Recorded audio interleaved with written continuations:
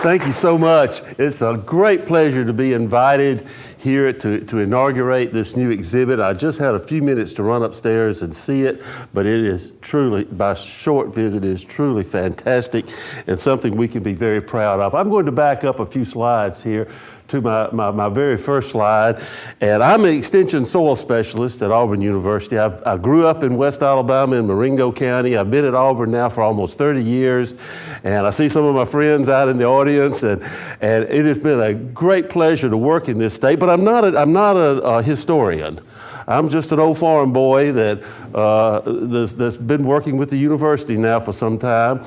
But can you stand in front of the podium so she can keep you on camera? Okay. Appreciate it. Oh, they asked me to stand behind the podium. I'm not used to doing that. As an extension specialist, I walk around the room. So forgive me, but I'll have to stand behind the podium because I was asked to. But I'm not a historian. But when I came, I've grew up in Alabama, went to school in Birmingham, went to school at the University of Florida for a while, worked in South Carolina for a while, but I've been back in my home state, and I travel from one end of the state to the other doing extension work.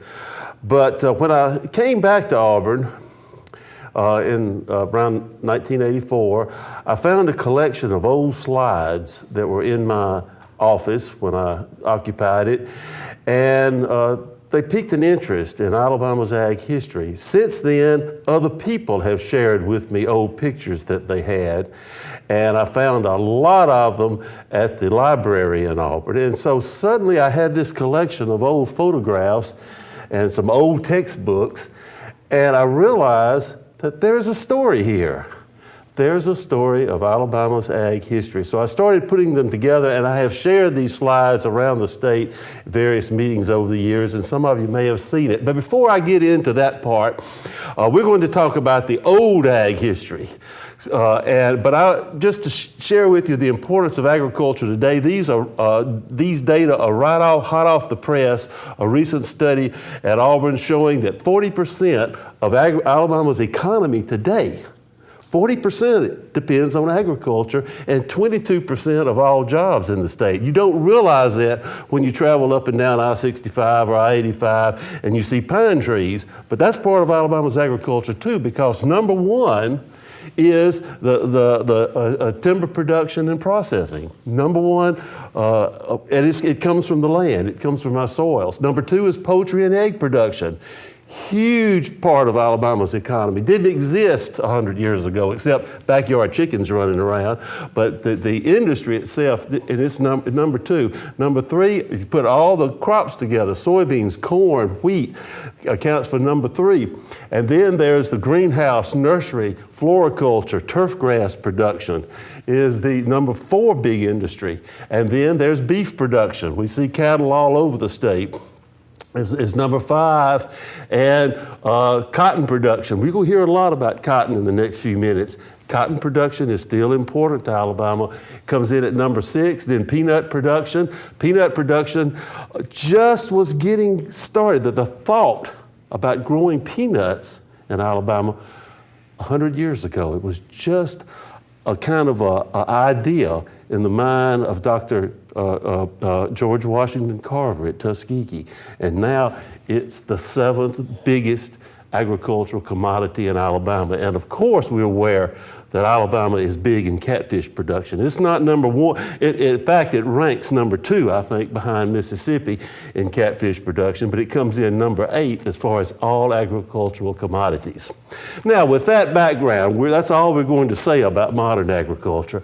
I want to go back, and I started putting these slides together, and I had over 140 slides, and they told me I had 30 minutes today. No way could I get through 140 slides, so I limited it to about half of them and called it this presentation the early years, around 1800 or so to the 1920s. That'll get us through the boll weevil. We still have a lot of history since the 1920s, but that'll have to be another time. Today we'll try to just get this period, and these are all really just pictures. Some of them are not old, but as a young kid growing up in the 50s and 60s over in Marengo County and studying Alabama history, I had this image that maybe before the early settlers came, before the Europeans came, that this was a state of great forest, huge trees. I love to hunt, I love to fish, I like to just go out in the woods, and I could just imagine these huge trees all over the state. But I later found out that's not true. Alabama, we certainly had our longleaf pine forest. We had our bottomland hardwoods, big oaks and hickories, but there were vast open areas in the state. De Soto, when he came through in the mid-1500s, in some of the journals that were kept, they mentioned these vast savannas, open areas throughout Georgia, Alabama, South Carolina, this whole area. And it wasn't just in what we call the Alabama prairies either. It was all over the state. And why were these areas open?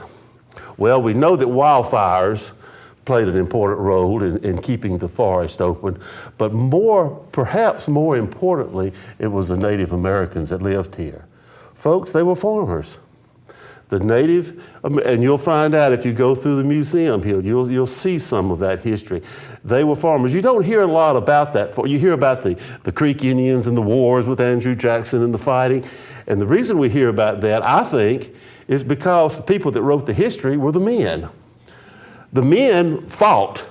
They went out in the field and fought with the Europeans, and they fought with each other.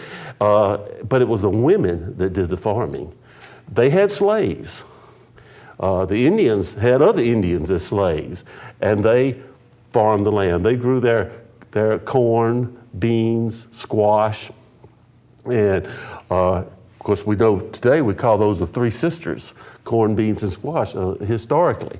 Here in Alabama, you know the name of our state. What does it mean? What does this name Alabama mean in Creek Indian? Alabamos. It meant clearers of the thicket. And why did these Native Americans clear the thicket? They wanted to farm. That was the reason for clearing the thicket. Right here in the Montgomery-Wetumpka area was the heart of that agricultural production by the Indians. Of course, it was sustainable agriculture. It was necessary for their survival to grow these crops. But I want to skip ahead to about 1893. The world was about to change.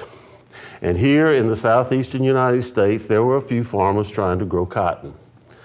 There was a demand for cotton in Europe, and that demand was about to burst wide open as the Industrial Revolution took hold in Europe and the northeastern United States.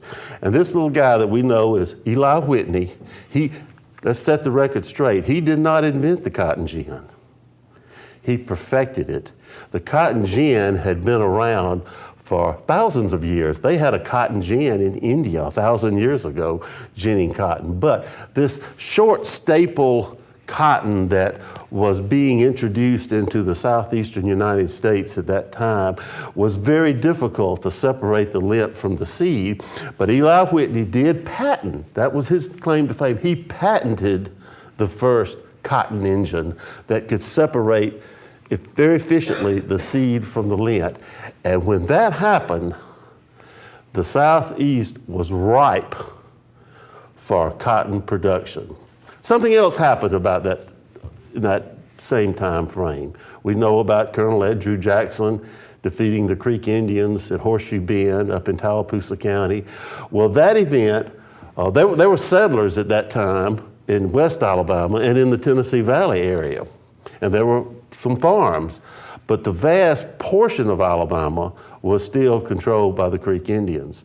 And once the Creek Indian Nation was defeated, whatever you think about our history there, it opened up this part of the state for settlers to pour in from Georgia, the Carolinas, from Tennessee, and they started clearing these pine forests and these hardwood bottom lands.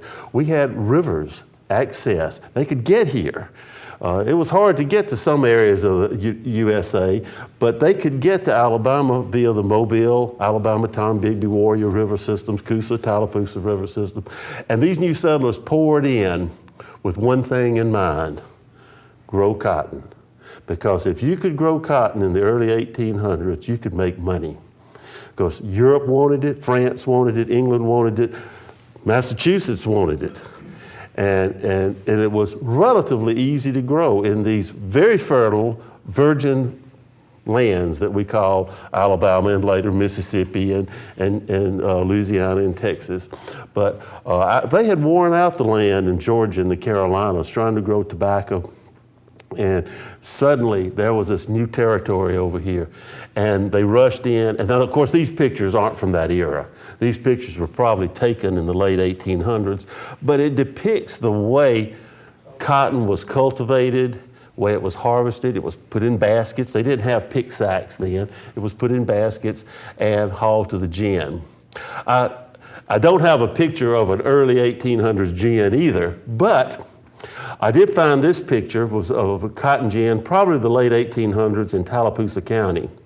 The first cotton gin on record in Alabama was built in 1806, just 13 years after Eli Whitney patented it, and it was built in the vicinity of Wetumpka today.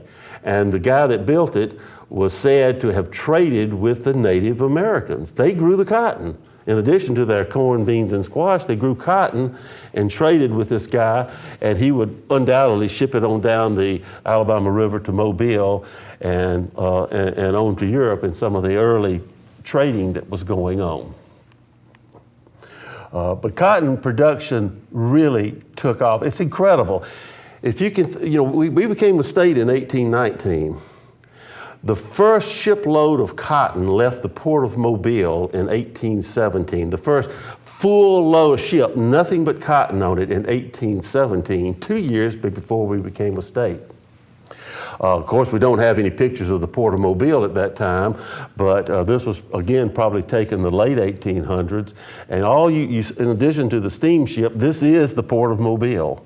You see cotton and you see cordwood, wood to burn in the boilers. That's the reason Alabama grew so fast. We had the rivers, we had the shipping, we could get that cotton to market in a hurry. A later picture of the port of Mobile with barges and tugboats pushing the cotton, just loaded with cotton. When I saw this picture, it made me think of an article that I had read in an old publication from Birmingham Southern College. It's called Alabama in the 1800s, as recorded by British travelers. I want to read you an excerpt from a British traveler in 1830 that came through Alabama. He came to Columbus, Georgia, caught a stage from Columbus to Montgomery, and then rode a steamboat from Montgomery to Mobile. And these are his written observations. He said, "At Montgomery, we found a wretched inn with no possibility of procuring anything save liquor. But we had the good luck to learn that in a couple of hours, a steamboat was departing for Mobile down the Alabama. We gave up the stage, therefore, and sallied out of this den of a hotel, steamer Carolina." Later on, he writes, "We were nearly 100 souls on board, and each day our limits grew more and more circumscribed.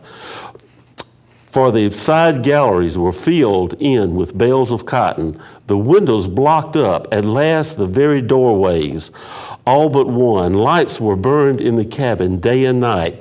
The Carolina became, in fact, a floating mass of cotton, which had the season been dry, one unlucky spark might have set it ablaze, an accident by no means unknown. Luckily, the rains continued to fall more or less daily, as is usual at this season." And that was in December when he wrote that, because most of the cotton was shipped in November, December, and January, when the rivers were full and the steamboats had no problem navigating. In 1820, 1 year after Alabama became a state, this was where cotton production was concentrated in North America. And keep in mind that commercial cotton production really started in the southern United States. Yeah, they grew cotton in India and Egypt and in the Caribbean, but it was really here where industrial cotton production took off. This is 1820. This is 1830, 10 years later. Each dot represents 2,000 bales of cotton. A bale of cotton then and today weighs about 500 pounds. My estimate is that they were getting about 100 pounds of lint per acre back then. That would have been a good yield. Today we're getting like 2,000 pounds, but back then 100 pounds per acre. And so it took 5 acres to produce a bale of cotton back in those days. A lot of land. The land was being cleared very rapidly. By, 1850? Now you see, Alabama was becoming the center of world cotton production by 1850. In fact, somewhere I read that in 1840, half of all the exports from the United States left the port of Mobile. I said, what? That's impossible. A little Mobile down here? How could half of all the exports from the United States go out of Mobile? Well, when you think about it, what did the U.S. export in 1840? What commodities did we ship in 1840? Nothing. We were importers. We brought stuff in from Europe and other places. We were still growing as a country, and we needed goods and services. The only thing that the U.S. exported in 1840 was cotton, and half of it left the port of Mobile. The other half was from Savannah, Charleston, maybe a little from Apalachicola, and of course New Orleans was starting to increase at that time. So it's very likely possible that was a very true statement. Half of all the U.S. exports in 1840. By 1860, just before the Civil War, the central Alabama Black Belt region, this is where we are today, Montgomery to Selma to Demopolis to Tuscaloosa, even over to Eufaula and Columbus, Georgia, as well as, of course, the Mississippi Delta, were the center of world cotton production. No wonder the planters, the farmers here in Alabama were arrogant enough to think that they could defeat the U.S. government, and so they would secede from the Union because they controlled the wealth of this nation. Didn't work out too well for us, but that was probably the reason for that attitude right there. They controlled the wealth of this nation. Of course, where we grew cotton, we also grew corn.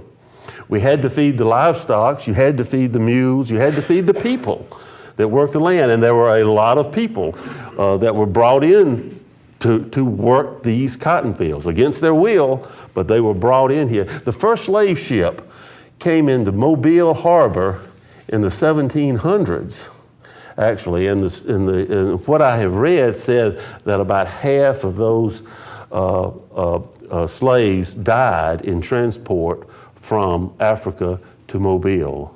It's a sad commentary on our history, but it nevertheless was part of our history. They grew corn too. So I'm guessing that about for every acre of cotton you had to have an acre of corn to grow the grain.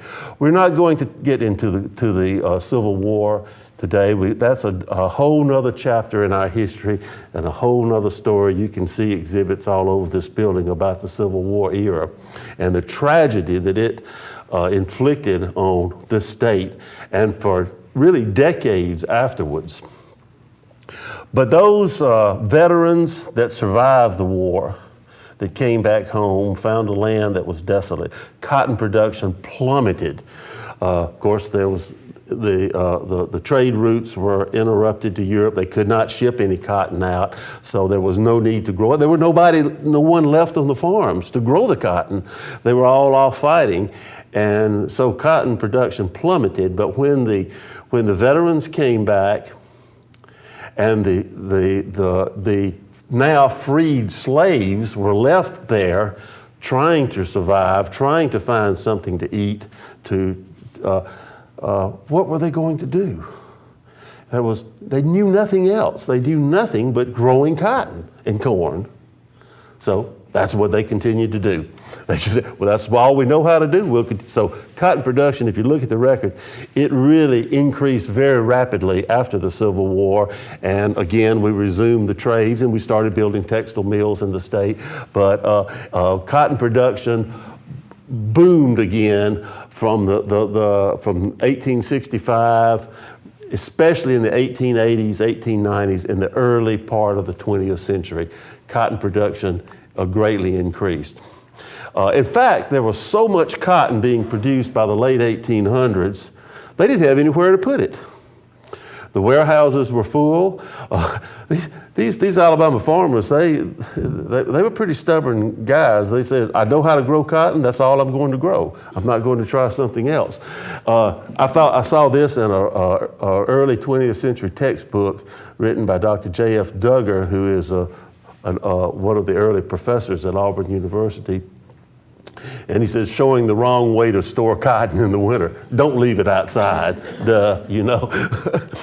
But all that cotton production had its consequences. By the late 1800s, the land was washing away.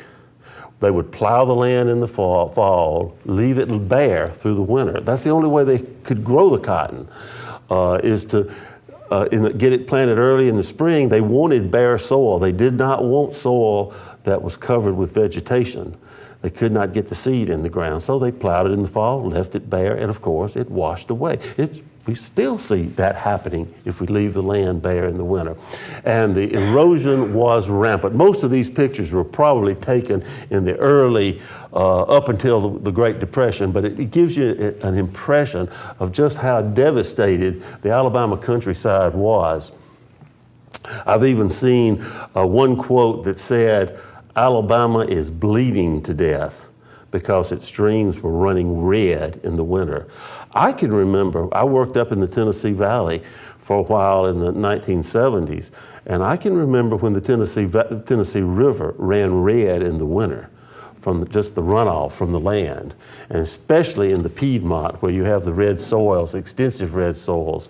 The land would run red in the winter. A few years ago, I was doing a cotton survey in Alabama, right over here at Elmore County, and I came around the bend to visit a cotton field, and there on the edge of the cotton field, I saw this.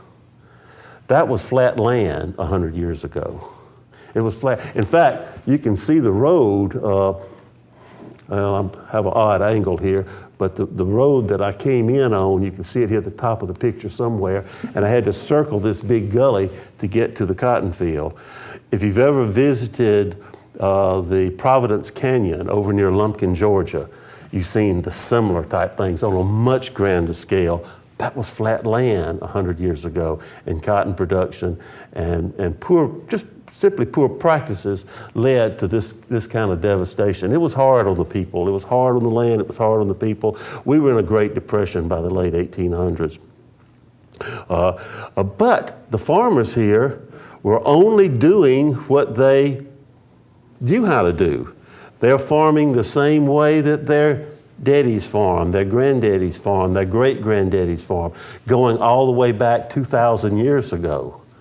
They were farming the same way. It was basically what we call slash and burn agriculture. You clear the forest, you clear it away, you plant till the land is wore out, and then you move on somewhere else.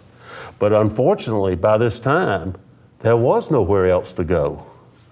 We had conquered North America from the Atlantic to the Pacific. There were very few places left to go, virgin land, except perhaps the Great Plains era, and times were getting pretty desperate. It was during this period, the late 1800s, you recall that Stephen Foster wrote a famous song called "Oh Susanna." I can't sing it, but the words began, I come from Alabama with a banjo on my knee. I'm going to Louisiana, my true love for to see. Getting away from this land. I've worn it out, I'm moving on west. And from Louisiana, they went to Texas. From Texas, they went to California. And of course, we see a few of them trickling back now. But they packed up and moved on, looking for new land. Well, it was during this era that the Alabama legislature decided something had to be done. In 1861, during the Civil War, Abraham Lincoln had seen that legislation was passed through Congress to create a series of agricultural schools around the country to try to help these desperate farmers survive. And it was called the Morrill Act. Well, of course, Alabama was fighting a war as the rest of the South during that time, so they never took advantage of it.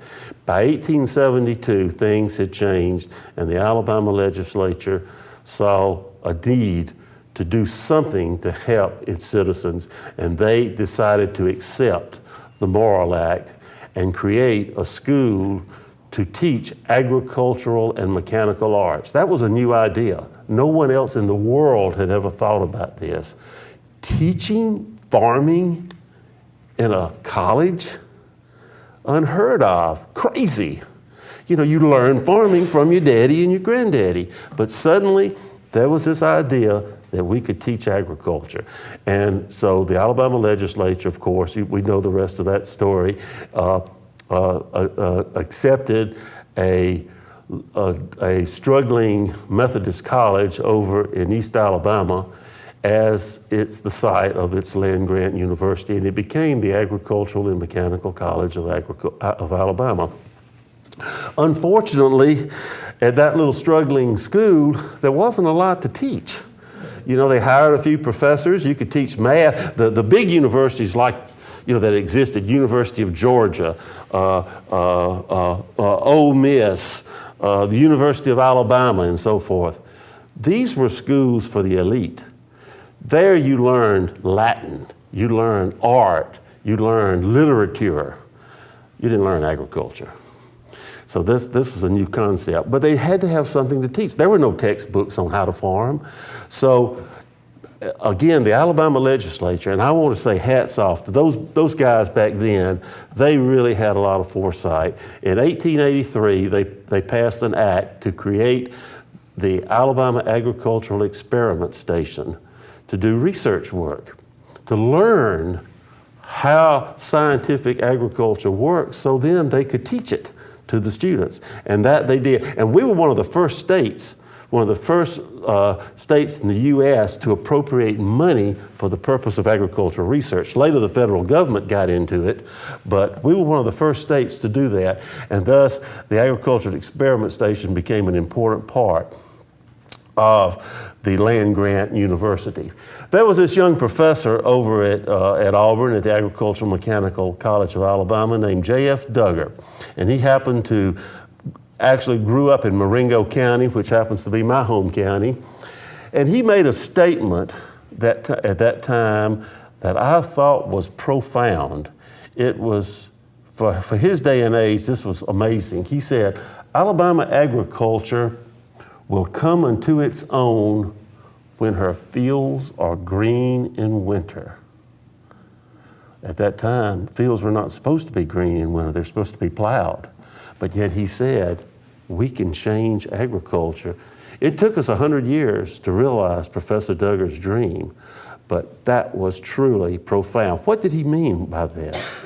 He meant planting cover crops. He meant keeping something growing year-round. Don't lay bare, you protect the topsoil, you add organic matter to the soil, you actually can enrich the soil. And he started an experiment in 1896 on the campus of Auburn University that exists to this day. It's called the Old Rotation. It's on the National Register of Historical Places, one of only 3, well now 4, experiments that are actually on the National Historical Register. And you can go visit this site on the campus at Auburn and see the crops growing every year there. And they actually grow the crops using a cover crop. The historical marker says it's the oldest cotton study in the U.S. Since then, we've learned that it is indeed the oldest cotton study in the world, and it's right here in Alabama. And we get lots of attention from around the world because of this continuous, and this is actually a cover crop experiment showing how to plant cover crops so you can grow cotton year-round. The only difference in this plot here and this plot here is that this plot has received a cover crop. This plot has not. Pretty dramatic, and we see it every year. By 1949, a professor, Davis at Auburn, wrote that cotton as a crop does not deplete the soil or run it down excessively. The cultural practices of leaving the land bare through the winter and of not preventing erosion are responsible for the generally low fertility level of many soils which cotton is grown. So that was really a revelation to a lot of Alabama farmers. A few years later, across the road, another experiment was started to look at plant nutrition. And we call that the Colors rotation today because it was actually on the farm of a guy named J.A. Colors. And on this site in 1890, a professor at Auburn was working, and there was a disease plaguing cotton production in Alabama called cotton rust. And he actually discovered that cotton rust was caused by a deficiency of potassium, and he recommended using potassium to correct this problem. And really that started the fertilizer industry in the South, because suddenly now we know we could add fertilizer and change something that looks like this to something that looks like this. So after the early 1900s, the 20th century, we started using cover crops. We learned how to rotate crops and plant winter legumes to add nitrogen to the soil, and things were starting to look better with crop rotations. Not all farmers implemented these practices, but at least we knew that the practices would work. But then the late 1800s, early 1900s, something happened that totally changed Alabama agriculture. And it was this little critter that was looking for a home. We've heard that song. And it enters the cotton and started chomping on the cotton in South Texas, and it chomped its way wherever there was a cotton stalk, and there was continuous cotton from Texas to Virginia. And in 1911, he found Alabama with about 4.5 million acres of cotton in 1911, and about 4.5 million acres of corn. And boy, did he ever have a heyday. And by 1922, he had gone all the way up to Virginia. It completely covered the cotton belt. This little critter, he changed agricultural research forever, really, because suddenly, because of this boll weevil, it wasn't about crop rotations. It was about how do we kill the boll weevil. And any of us that have been on a cotton farm, we know the term cotton poison. EPA just goes berserk when you hear that term, but it started poison. That's all they want. They wanted a poison to kill the boll weevil. It was so devastating to Alabama's economy that anything, and look, this came out of a text, calcium arsenate, folks. I tell you what, if just reading that word makes EPA shudder today, and yet they were dusting the fields with it. There was another one called lead arsenate. Oh, even worse, But of course, we'd later know about DDT and everything that followed. And but it was all about killing that boll weevil. Whatever it took to kill the boll weevil. Get the little kids out there. Let them dust the cotton. These guys, at least they had masks on. They were riding the horses, dusting the cotton, trying to kill the boll weevil. In Opelika, at the Museum of East Alabama, they actually have a boll weevil trap. It's a kind of an interesting machine that goes through and kind of rakes the cotton plant and knocks the boll weevils off in a big bucket. And when you get to the end of the field, you dump the bucket out and stomp the boll weevils. They were desperate. Anything they could do to kill the boll weevil. One professor at Auburn said, hey, folks, forget it. We can do better than cotton. Let's grow tobacco. And we could. We can grow great tobacco in Alabama. We can do just as good a job at growing tobacco as North Carolina and Virginia and Kentucky. That's proof of it right there. But these Alabama farmers were pretty stubborn. They have been growing cotton for over 100 years now, and nobody's going to tell them to grow anything else, So they just continued to grow cotton, And then, of course, at that same time, there was this professor at Tuskegee, George Washington Carver, that was doing some research on this little lowly ground nut that came from Africa. And he came up with some marvelous ways of using this little what we call the peanut today. It was a lot of work, but it was not any more hand labor that was involved in growing and picking cotton. So he encouraged people to grow peanuts. You could even use the stems for hay. That was encouraging the farmers that were trying to raise cattle too. And today you saw in the earlier slide that peanuts are right there in the top of our agricultural economy. Of course, it's number one in Georgia, but we're number two in total world in peanut production here in Alabama. In fact, peanut production became so popular, I was reading upstairs in the museum, in 1919, just 8 years after the boll weevil hit, the city of Enterprise in southeast Alabama built a monument because finally, for the first time, some of their farmers realized they can't continue to grow cotton. They've got to diversify. And so by 1949, they actually mounted the boll weevil on top of the monument. And to my knowledge, that's the only monument in the world to an insect pest, because it changed Alabama agriculture. This is about half the slides that I have to share with you, but I'm going to stop here. I've used up my time. If there are any questions, maybe some other time I'll come back and talk about the 20th century agricultural history of Alabama. But it's fun. But you see, it wasn't all glamour. There was a lot of tragedy in Alabama's agricultural history.